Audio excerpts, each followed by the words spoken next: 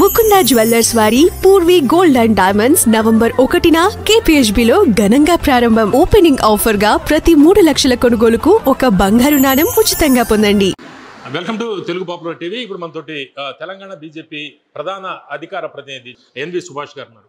N V Subhash గారు, ఇప్పుడు Jubilee hills by elections సంబంధించి పెద్ద ఎత్తున ప్రచారం చేస్తున్నారు. మీ ప్రధాన నాయకులందరూ కూడా జూబ్లీ హిల్స్ ప్రచారం చేస్తున్న పరిస్థితి. అయితే ఒక ప్రచారం జరుగుతుంది ఏంటంటే, ప్రధానమైన పోటీ బీఆర్ఎస్ కాంగ్రెస్ మధ్య ఉంటుంది అనేది. ఇప్పుడు మీరేం చెప్తారు? మీరు మెయిన్ రేస్లో ఉన్నారా? మేము 100% మెయిన్ రేస్లో ఉన్నాము. 2023 అసెంబ్లీ ఎన్నికలు అయిపోయిన తర్వాత ఒక 3 నెలల గ్యాప్ తర్వాత మాకున్న పోలింగ్ బూత్స్ ఏవైతే ఉన్నాయో జూబ్లీహిల్స్లో, ప్రతి ఒక్క పోలింగ్ బూత్లో ఆర్గనైజేషన్ లెవెల్గా మేము పటిష్టమైనాం. ఎందుకంటే మేము ఎప్పుడు కూడా अपना आपका बूथ जीतो फिर उसके बाद ప్రదేశ్ జీతో చునావ్ జీతో అనే దాని మీదే ఉంటుంది అన్నమాట. అంటే ఆర్గనైజేషన్ లెవెల్లో మేము అంటే మా పోలింగ్ బూత్ ప్రెసిడెంట్ దగ్గర నుంచి కమిటీ వేయడం జరిగింది అన్నమాట. ఇది బయట చెప్పుకోము, ఆర్గనైజేషన్ యాక్టివిటీ కాబట్టి. పన్నా ప్రముఖ్ కాన్సెప్ట్. ఇప్పుడు నార్త్లో చాలా ప్లేస్లో మేము గెలిచినామంటే బికాజ్ ఆఫ్ పన్నా ప్రముఖ్ అనమాట. అంటే 25 మందికి ఒక ప్రముఖ్ ఉంటాడు, ఒక అక్కడ ఇన్ఛార్జ్ ఉంటాడు. అది వేసుకుంటూ వచ్చినాం మేము. సో అభ్యర్థి డిక్లేర్ అయిపోయిన తర్వాత, నామినేషన్ అయిన తర్వాత మీరు చూడండి, మీరు ప్రతి ఒక్క డివిజన్లో కూడా మేము ఇంటింటికి వెళ్ళినప్పుడు డెఫినెట్గా మాకు మంచి స్పందన వస్తున్నాను.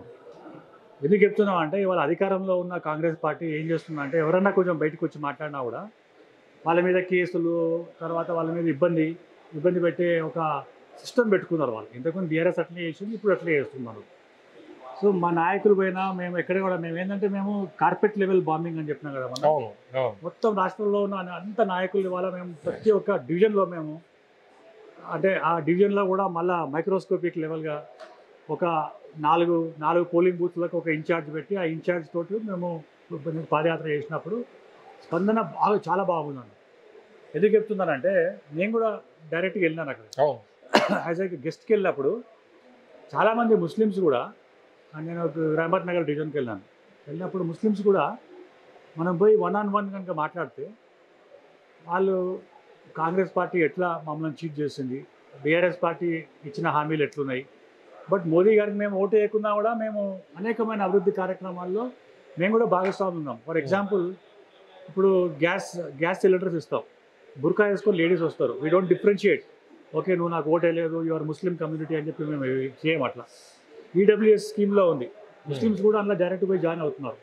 అంటే మేము సపోర్ట్ చేయకున్నా కూడా మాకు మోదీ గారి ప్రభుత్వం నుంచి అనేకమైన స్కీమ్స్ వస్తున్నాయి కాబట్టి ఈసారి మేము బీజేపీకి ఓటు వేస్తామని చెప్పి ఒక ఫ్రేమ్ ఆఫ్ మైండ్లో ఉన్నారు వాళ్ళు.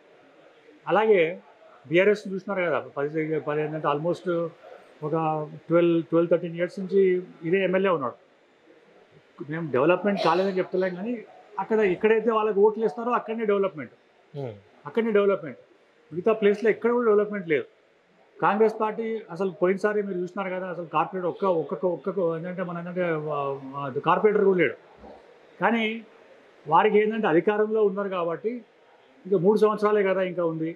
అంటే ఒక్కొక్క డివిజన్కి 2-3 మంత్రులను పెడితే డెఫినెట్గా కొంచెం ఇంపాక్ట్ ఉంటుంది. కానీ బట్ పోలింగ్ బూత్కి వచ్చే వరకు they are not in favour of Congress or BRS. మేమైతే 100% కాన్ఫిడెంట్. మాకు తప్పకుండా దుబ్బాకలో ఎట్లా మంచి రిజల్ట్ వచ్చిందో, తర్వాత మన హుజరాబాద్లో ఎట్లా వచ్చిందో, తర్వాత మునుగోడు కూడా ఆల్మోస్ట్ మేము వచ్చే దాంట్లో పోయిందో, ఎట్లయితే కార్పొరేషన్ ఎలక్షన్స్ వచ్చినాయో, మన ఎమ్మెల్సీ ఎలక్షన్స్లో ఎట్లా మేము గెలిచినామో. ఎమ్మెల్సీ ఎలక్షన్స్ అయితే మీరు మొన్ననే చూసినారు కదా ఎట్లుందో. ఎమ్మెల్సీ ఎలక్షన్స్లో కూడా కాంగ్రెస్ పార్టీ ఉన్న సీటు మేము ఏంటంటే తీసుకున్నాం. సో ఇవన్నీ మాకు ప్లస్ పాయింట్స్ అవుతుంది. Definitely we are 100% confident. అంటే ఒక పక్క చెప్తుంది ముస్లిం వ్యతిరేక మీరు స్పీచెస్ ఇవన్నీ కూడా ఉన్నాయి. అయితే ముస్లిం ఓట్లు మాకే పడతాయి, మీరు ఎట్లా చెప్తారు అసలు? ఇప్పుడు ఒకటండి, ఇప్పుడు ముస్లింలకు భారతీయ జనతా పార్టీ ఎప్పుడు కూడా వ్యతిరేకత కాదు. ముస్లింస్లను అడ్డు పెట్టుకొని అటు ఎంఐఎం కానీ ఇటు కాంగ్రెస్ కానీ వాళ్ళ ఓట్లు పెట్టుకొని మమ్మల్ని ఏంటంటే బూసిగా చూపిస్తున్నారు. మేమేమంటున్నాం, మేము ఎంఐఎం గురించి మాట్లాడుతున్నాం, మేము కాంగ్రెస్ గురించి మాట్లాడుతున్నాం. ఫర్ ఎగ్జాంపుల్, ఇవాళ అజరుద్దీన్ గారికి ఎమ్మెల్సీ ఇచ్చింది, మంత్రి పదవి ఉందంటే ఎమ్మెల్సీ రికమెండ్ చేసిందని ఇంకా పెండింగ్లో ఉంది. మంత్రి పదవి ఇచ్చిండు. మొన్న 2023లో పెండింగ్ ఏం లేదు, ఇప్పుడు ఆల్రెడీ మంత్రే కదా. అదే అంటే మంత్రి పదవి 6 నెలల్లో అవ్వాలి. సో ఇవాళ కనుక కాంగ్రెస్ పార్టీ కనుక అందులో ఓడిపోతే మరి మంత్రి పదవి ఏంటంటే పీకేస్తారా అనే ఒక ఏంటంటే చర్చ కూడా వస్తుంది అన్నమాట. ఇప్పుడు ఆయనకి ఏంటంటే ఇంపార్టెంట్ ఏంటంటే పోర్ట్ఫోలియో ఏమి ఇచ్చినారండి ఆయనకు? ఒకటి పబ్లిక్ ఎంటర్ప్రైజెస్, తర్వాత మైనారిటీ డెవలప్మెంట్. దాంట్లో ఏముంది, ఒక ఇంపార్టెంట్ పోర్ట్ఫోలియో ఇస్తే మనం అనుకోవచ్చు. ఇంపార్టెంట్ పోర్ట్ఫోలియో అంటే ఓన్లీ యూజ్ అండ్ త్రో. అసలు ఎంఐఎం అనేది బీజేపీకి బి టీం అనేది ఒక ప్రచారం కదా. ఇప్పుడు కాంగ్రెస్ పార్టీ ఏమంటుంది, ఎంఐఎం పార్టీ, తర్వాత బీఆర్ఎస్ పార్టీ, బీజేపీ అంటుంది. మన ఏంటంటే బీఆర్ఎస్ పార్టీ ఏమంటుంది, కాంగ్రెస్, ఎంఐఎం అండ్ బీజేపీ ఒకటి ఉంటుంది. ఎప్పుడైనా కాంగ్రెస్ తర్వాత బీజేపీ ఎక్కడైనా కలిసిందా అండి? పోనీ బీఆర్ఎస్తో మన ఏంటంటే బీజేపీ ఎక్కడైనా కలిసిందా? కాంగ్రెస్ పార్టీ అందరితో పొత్తు పెట్టుకుంది, మొత్తం అంతోటి, కాంగ్రెస్ తోటి, ఎంఐఎం తోటి, మన ఏంటంటే బీఆర్ఎస్ తోటి, తర్వాత ఇంకా మిగతా సిపిఐ తోటి, సిపిఎం, ఎక్కడ దేశంలో ఉన్న పార్టీలు అందరితో పొత్తు పెట్టుకున్నాము. మేము వాళ్ళం ఎట్లా అవుతాం? మాకేంటంటే బద్ధశత్రువులు, మాదంటే నేషనల్ పార్టీ. మాకు ఎక్కడ పోయినా కూడా మేము కాంగ్రెస్ ఇండియా అలయన్స్ తోటి కొట్లాడుతాం, కానీ బీఆర్ఎస్ తోటి కొట్లాడాం కదా. మాకు బీ టీం లేదు, ఏ టీం లేదు. అది ఏమంటే వీళ్ళు ఏంటంటే ప్రచారం చేస్తుంటారు అన్నమాట. ఇప్పుడు మనం ఏంటంటే మనం వరల్డ్ లార్జెస్ట్ డెమోక్రసీ అంటాం. ఎవరైనా కూడా పోటీ చేయొచ్చు, 40 మంది 50 మంది ఇండిపెండెంట్ చేయొచ్చు, మేమే ఆపలేదే. సో ఎంఐఎం ఎందుకు పోటీ చేయలేదు అంటే అది వాళ్ళని అడగాలి. ఎంఐఎం ఎందుకు పోటీ చేయలేదు అంటే క్లియర్గా MIM only confine to only seven assembly ఏంటంటే ఓల్డ్ సిటీలో. తర్వాత ఏంటంటే పార్లమెంట్ ఓన్లీ ఏంటంటే హైదరాబాద్ పార్లమెంట్. దేశం మొత్తం ఎంఐఎం పోటీ చేస్తుంది, కానీ తెలంగాణలో మాత్రం ఇంకొక ప్లేస్ కూడా పోటీ చేయదు. ఓకే, ఏపీలో మీరు కూటమిగా ఉన్నారు, బీజేపీ, టీడీపీ, జనసేన ఏపీలో కూటమిగా ఉన్నారు. ఈ జూబ్లీ హిల్స్ బై ఎలక్షన్ సంబంధించి ఎందుకు ఇంత ఆలస్యం అవుతుంది ఒక నిర్ణయం తీసుకోవడానికి? ఇప్పుడు నేషనల్ పార్టీ డిసిషన్ తీసుకోవాలి, మా ఏంటంటే పరిమితులు లేదు అది. కానీ టీడీపీకి చెందిన అనేక మంది వ్యక్తులు ఎవరైతే ఉన్నారో, కార్యకర్తలు ఉన్నారో, వాళ్ళు ఆల్రెడీ మనకు డైరెక్ట్గా సపోర్ట్ చేస్తున్నారు. ఇప్పుడు చంద్రబాబు గారు కానీ, లేకుంటే మన లోకేష్ గారు కానీ, లేకుంటే పవన్ కళ్యాణ్ కానీ, వాళ్ళు ఇంకా డిసిషన్ తీసుకోలేదు. అది పార్టీ సెంట్రల్ పార్టీ డిసిషన్ తీసుకుంటుంది. We are hoping that they will also come for campaigning. డెఫినెట్గా ఈ యొక్క ఇంపాక్ట్ కూడా మా దగ్గర ఉంటుందని చెప్పి మేము ఆశిస్తున్నాం. అంటే జనరల్గా ఇప్పుడు హైదరాబాద్ విషయంలో హైదరాబాద్లో బీజేపీ నాయకులందరూ కూడా కూటమితోటి అలయన్స్కి కూటమి వెళ్ళాలి అనేది కోరుకుంటున్నారు. అయితే ఇతర ప్రాంతాల్లో అంటే కరీంనగర్ కావచ్చు, ఇతర rural areas other than Hyderabad, వాళ్ళందరూ బీజేపీ నాయకులు అందరూ కూడా కూటమితోటి వెళ్ళొద్దు అనేది అనుకుంటున్నారు. అసలు ఆ చర్చ ఇంకెప్పుడు రాలేదు. మనం వీల్స్ కన్ఫైన్ అయితే ఏమొస్తుంది ఇప్పుడు చర్చ ఏమొస్తుంది కూటమి? మేమేంటంటే ఇండిపెండెంట్గా పోటీ చేద్దాం అనుకుంటున్నాం. ఎప్పుడైనా కూడా భారతీయ జనతా పార్టీ ఎప్పుడైనా కూడా మేము ఇండిపెండెంట్గా పోటీ చేయాలనుకుంటున్నాం. మేము గెలిచినా ఓడినా కూడా, ఎందుకంటే ఇండిపెండెంట్గా పోటీ చేస్తే ఒక నాయకుడు అక్కడ ఎస్టాబ్లిష్ అవుతాడు. ఇప్పుడు కంటెస్టెడ్ ఎమ్మెల్యే ఉంటాడు, రేపు పొద్దున ఏమైనా మంచైనా చెడ్డైనా కూడా చూసుకుంటాడు అక్కడ అని చెప్పి ఒక భావనతో ఉంటాం. మేము అస్సాంలో కూడా మేము ఇండిపెండెంట్గా పోటీ చేద్దాం అనుకుంటాం, గుజరాత్లో కూడా ఇండిపెండెంట్ పోటీ చేద్దాం అనుకుంటున్నాం. అంతేగాని ఎవరితో కానీ వివిధ పరిస్థితులు అక్కడ అంటే కూటమి, తర్వాత ఏంటంటే అక్కడ ఉన్న సిచ్యువేషన్స్, మా బలాబలాలన్నీ కంపేర్ చేసుకొని మనం అందరి కలయికనే ఎన్డీఏ ఏంటంటే పార్టీ అవుతుంది. So national party will take a call about. Okay, ఇప్పుడు జూబ్లీ హిల్స్ లో మెయిన్ ఎజెండా ఏంటి మీది? బీజేపీకి ఎందుకు వేయాలి? Development agenda. ఎక్కడ డెవలప్మెంట్ చూసి మీరు చూడండి. ఇప్పుడు మేము చాలా సింపుల్ ఈక్వేషన్ చెప్తున్నాం. మేము అధికారంలో లేము తెలంగాణ ప్రభుత్వం, తెలంగాణ రాష్ట్రంలో. గత రెండు సార్లు, ఇప్పుడు మూడోసారి కూడా లేము మేము అధికారంలో. మేము అధికారంలో లేకున్నా కూడా ఆల్మోస్ట్ 11 నుంచి 12 లక్షల కోట్లు డెవలప్మెంట్ పట్టుకొచ్చినాం తెలంగాణ రాష్ట్రానికి. మేము అధికారం లేవు, మాకేంటంటే ఓటు వేయలేదు. అయినా కూడా మేము డిఫరెన్షియేట్ చేయలేదు కదా.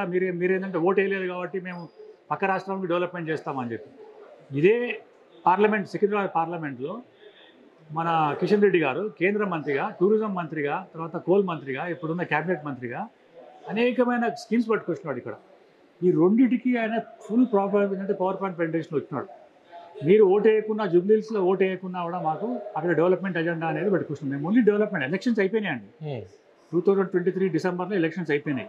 ఆ తర్వాత నెక్స్ట్ మేము ఇది ఏంటంటే ఇప్పుడు బైపోల్ వస్తుందని చెప్పి ఎవరు ఎక్స్పెక్ట్ చేయలేదు. మీరు ఎక్స్పెక్ట్ చేయలేదు, నేను ఎక్స్పెక్ట్ చేయలేదు. అంటే నెక్స్ట్ 5 years అన్ని రాష్ట్రాలు అభివృద్ధి చెందాలి. అన్ని రాష్ట్రాలు అభివృద్ధి చెందుతుంది, దేశం అభివృద్ధి చెందుతుంది. దేశం అభివృద్ధి చెందితే మనం 2047లో మన 100 సంవత్సరాలు ఇండిపెండెంట్ ఇండియా మనం సెలబ్రేట్ చేసుకుంటూ వికసిత్ భారత్లో ప్రపంచం లోపలనే నెంబర్ 1 అవుతుంది అని చెప్పి మనం ఒక సంకల్పంతో మోదీ గారు ముందుకెళ్తున్నారు. సో అందుకోసం మేమేంటంటే we don't differentiate with caste, creed, region, religion అవన్నీ ఏం లేవు. డెవలప్మెంట్ సో జూబ్లీహిల్స్లో మేము మాకు ఓటు వేయకున్నా కూడా మేము థర్డ్ ప్లేస్లో ఉన్నా కూడా మేము ఇంత డెవలప్మెంట్ చేసినాం, మాకు ఓటేసి మమ్మల్ని గెలిపిస్తే ఇంకెంత డెవలప్మెంట్ చేస్తారో అని డెవలప్మెంట్ ఎజెండా మీదనే వెళ్తున్నాను. ఓకే, గత అసెంబ్లీ ఎన్నికల్లో చూస్తే హైదరాబాద్లో గోషామాల్ మినహా అన్ని ప్రాంతాల్లో జిహెచ్ఎంసీలో అన్ని ప్రాంతాల్లో ఎమ్మెల్యేలు ఓడిపోయారు. అప్పటికి ఇప్పటికి ఏం మార్పు వచ్చింది బీజేపీలో, ఏం డెవలప్మెంట్ వచ్చింది? కాంగ్రెస్ పార్టీలో అంటే ఇప్పుడు ఆ గోషామాల్ ఎమ్మెల్యే కూడా మీతో లేడు. ఇప్పుడు బీఆర్ఎస్ పార్టీ వాళ్ళు ఏంటంటే వాళ్ళు ఓటేస్తే వాళ్ళు ఏం చేసినారండి, వాళ్ళు ఏంటంటే మొత్తం కాంగ్రెస్ పార్టీకి వెళ్ళినారు. ఇంతకుముందు కాంగ్రెస్ పార్టీకి ఓటేస్తే బీఆర్ఎస్కి వెళ్ళినారు. అంటే రెండు పార్టీలు వాళ్ళకి ఏంటంటే ఒకటే ఎజెండా వాళ్ళకు. మీరు అధికారంలో ఉన్నా మేము అధికారంలో ఉన్నా మనం ఒకటే, మన ఇద్దరం ములాఖాత్ ఒకటే, పొద్దున కొట్లాడదాం రాత్రి కూర్చొని ఏంటంటే మనం మంచిగా భోజనం చేద్దాం అనే దాని మీదే ఉన్నారు. సో ఇవాళ ఏమంటుందంటే వాళ్ళకి ఏకైక ఎజెండా ఒకటే, బీజేపీని మనం అడ్డు పెట్టాలి, బీజేపీని ఏంటంటే స్టాప్ చేయాలి. ఎందుకంటే బీజేపీ కనుక ఒకసారి అధికారంలో వచ్చిందంటే గుజరాత్లో, మధ్యప్రదేశ్లో, రాజస్థాన్లో ఉన్నట్టు, ఢిల్లీలో ఉన్నట్టు బార్ భాజపా సర్కార్ అని చెప్పి వస్తుంది. కాబట్టి వాళ్ళకి ఏకైక ఎజెండా మీరున్నా మేమున్నా ఒకటే, కొట్టుకుందాం తిట్టుకుందాం, కానీ మన common platform, common enemy is BJP అనే దాని మీదే అవుతున్నాను. ఇదే ఫార్ములా లాస్ట్ టైం కూడా వాళ్ళు ఉపయోగించినారు, అందుకోసం మాకు సరైన ఫలితాలు రాలేదు. Okay, Pawan Kalyan road shows ఏమైనా ఉండే అవకాశం ఉందా? ఉండొచ్చు, 100% ఉండొచ్చు. We are also expecting. రాష్ట్ర అధ్యక్షుడు కూడా వాళ్ళతో కూడా మాట్లాడుతున్నారు.